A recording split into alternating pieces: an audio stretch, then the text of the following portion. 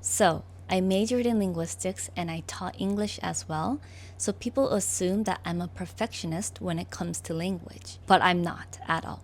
Also, I have very sensitive hearing compared to my other senses, so I can distinguish accents or phonetic variations quite well, but it doesn't mean I'm judging that person's accent or their language skills. Because the main goal in language itself is to connect with others, is to communicate with others. As long as you get your point across, you're fine. There's no point in trying to speak perfectly when life itself isn't even perfect. Native speakers make mistakes all the time as well.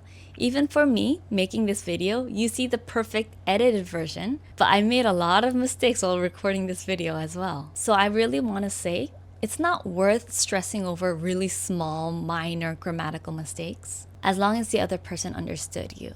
It could be a societal or cultural thing, but I think Koreans are a little bit afraid of speaking in English because they might make mistakes. But actually, on average, Koreans are actually pretty good at English.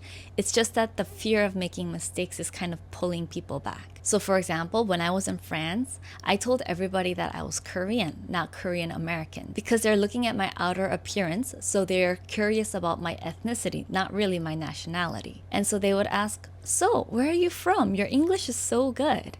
And I said, "Oh, I'm from South Korea." And they told me, "Ah, no wonder. Koreans are good at English." People automatically tend to assume that your English is pretty good if you're from South Korea. Really. So I always like to say, even as a linguist and even as an English teacher, as long as you are able to connect with people and communicate with people, your English is good, and don't be afraid of speaking in English.